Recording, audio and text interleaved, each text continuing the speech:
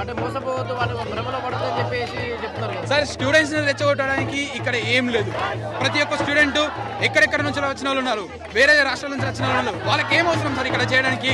వాళ్ళకి ఒకటి ఏంటిదంటే వచ్చే తరాల వాళ్ళకి, వచ్చే స్టూడెంట్స్ వాళ్ళకి ఇక్కడ మంచి జరగాలి. ఆ 400 ఎకరాలు మాకు ఒకప్పుడు, ఇప్పుడు ఇండియాలో టాప్ థాట్ లార్జెస్ట్ యూనివర్సిటీది. ఇంకా 400 ఎకరాలు, ఇప్పుడు 400 ఎకరాలు తీసుకుంటున్నారు. ఫ్యూచర్ లో వచ్చి ఇంకో వేరే అంటారు. సో అలా తీసుకుని పోతా అంటే మా యూనివర్సిటీ చాలా చిన్నదైపోతుంది. సో ఇది మేము సహించలేము. మాకు న్యాయం జరిగే వరకు మేము చేస్తూనే ఉంటాము. ఇంకొకటి ఏంటంటే ఇప్పుడు ఫారెస్ట్ ఏరియా మొత్తాన్ని వాళ్ళు కొట్టేస్తున్నారు. అక్కడ ఉండే జీవరాశులందరూ జింకలు, మన నెమలిలు, ఇంకా ఇవన్నీ అక్కడ నుంచి మాకు ఈ డిపార్ట్మెంట్లకి, హాస్టల్కి వస్తాయి. అప్పుడు హార్మ్ వాళ్ళకి మాకే కదా హార్మ్. అవి చనిపోతున్నాయి, మాకునే హార్మ్ ఉంటుంది. సో ఇవన్నీ సహించలేము. ఇప్పుడు మీరు ఊర్లలో కూడా చూస్తారు, ఏదైనా అడవి కొట్టేసిన అనుకో, అక్కడ ఉన్న పులులు అవన్నీ ఇక్కడికి వస్తాయి. సో అలానే ఇక్కడ జింకలు, నెమలు చాలా ఉంటాయి. అసలు ఈ యూనివర్సిటీకి పెట్టిన పేరు ఏంటంటే జింకలు, నెమలు. సో అవన్నీ నిన్న ఒక నెమలి చనిపోయింది, మొన్న ఒక జింక చనిపోయింది. సో ఇంకా ఫ్యూచర్ అది నిజమే. ఏఐ గ్రేడ్ ఎలా ఉంటుందండి? మేము నైట్ లో స్టూడెంట్స్ వెళ్ళి అక్కడ వీడియో తీశారు. అక్కడ వాళ్ళకి కనిపించాయి. జింక చనిపోయిన ఫోటో కూడా ఉన్నది. మాకు తెలిసి మీరు చూసే ఉంటారు, జింక చనిపోయిన ఫోటో కూడా ఉన్నది. సార్ మా దగ్గర ప్రూఫ్లతో సహా ఉన్నాయి. జింకలు పారిపోవడము, నెమలులు ఎగిరిపోవడము, అవి అరుపులు అంటే అవి బాధతో ఏడుస్తున్నాయి.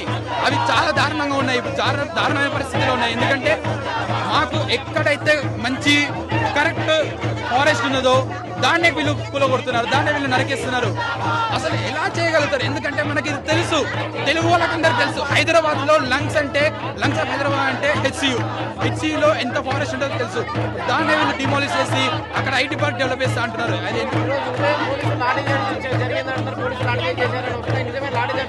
లాఠీచార్జ్ జరగదు. వాళ్ళు ఎలా లాఠీచార్జ్ చేశారంటే లోపలికి మీడియాలో లేదు, సో ఎవరు చూడలేరు. సో అది మంచి ప్లస్ పాయింట్ అని పెట్టుకుని వాళ్ళు లాఠీచార్జ్ చేశారు. చాలా స్టూడెంట్స్ కి, చాలా నాన్ టీచింగ్ స్టాఫ్ కూడా, మాతో పాటు నాన్ టీచింగ్ స్టాఫ్ కూడా ప్రొటెస్ట్ చేయడానికి వచ్చారు. వాళ్ళకు కూడా చాలా దెబ్బలు తాకాయి. సో ఇది అసలు అన్యాయం అని చెప్తున్నాను.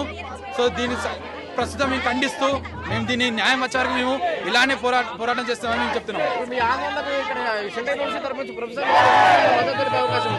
మద్దతు తెలిపారు. ఇప్పుడు వచ్చే మాట్లాడే వాళ్ళ ప్రొఫెసర్లే, మా ప్రొఫెసర్ లెవెల్.